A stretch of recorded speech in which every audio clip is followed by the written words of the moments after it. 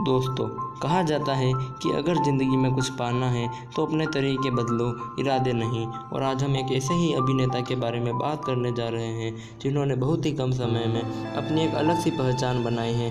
और वो अभिनेता कोई और नहीं बल्कि MS धोनी का किरदार निभाने वाले अभिनेता सुशांत सिंह राजपूत है, जिनका निधन 14 जून 2020 को हो गया। तो आज हम आपको उनके पूरे जीवन के सफ़र के बारे में बताएंगे और यह भी प्रार्थना करेंगे कि उनकी आत्मा को शांति मिले।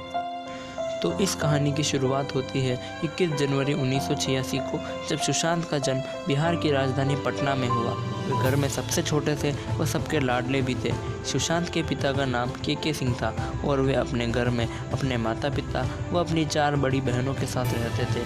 उनकी एक बहन तो नेशनल लेवल पर क्रिकेटर भी रह चुकी है, जिनका नाम रितु सिंह है।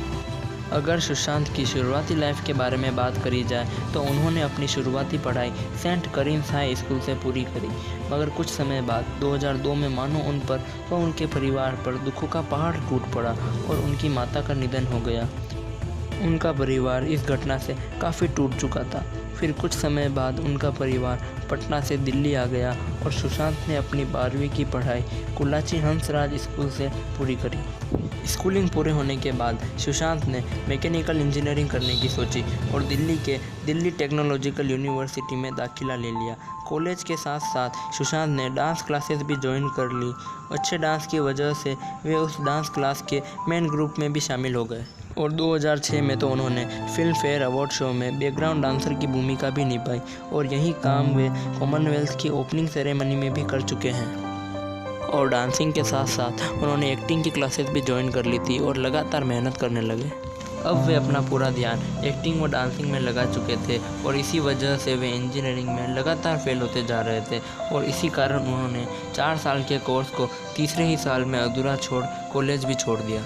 कॉलेज छोड़ने के बाद सुशांत सपनों की नगरी मुंबई आ गए, जहां उन्होंने नदीरा बब्बर के एकजुट थिएटर में हिस्सा ले लिया और यहां तकरीबन उन्होंने 3 साल के लिए लगातार मेहनत करी और उसके बाद उन्होंने कुछ एड्स किए। फिर 2008 में बालाजी के एक मेंबर ने उन्हें एक्टिंग करते हुए देखा। उस समय बालाजी अपना एक सीरियल शुरू करने वाला था जिसका नाम किस देश में है मेरा दिल था और तभी बालाजी के उसी मेंबर ने सुशांत सिंह राजपूत को ऑडिशंस देने की सलाह दी और वे अपनी एक्टिंग के दम पर ऑडिशंस में क्वालिफाई भी हो गए, मगर उनका कैरेक्टर इस शो में उतना लंबा नहीं चला और उन्हें शो के बीच में ही मार दिया गया। मगर कुछ ही समय में उन्होंने अपनी एक्टिंग से लोगों के दिलों में अपनी अलग ही छाप छोड़ दी थी। फिर उन्हें एक ऐसा सीरियल करने का मौका मिला जो कि सुशांत की लाइफ का टर्निंग पॉइंट साबित हुआ, जिसका नाम था पवित्र रिश्ता।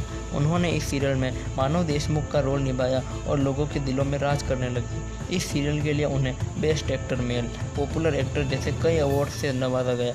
मगर 2011 में सुशांत पवित्र रिश्ता को बीच में ही छोड़ विदेश फिल्म मेकिंग कोर्स करने चले गए और जब वे भारत लौटे उन्हें एक फिल्म काई पोचे करने का भी मौका मिला, जहां 3 मेन कैरेक्टर्स में से एक मेन कैरेक्टर उनका भी था।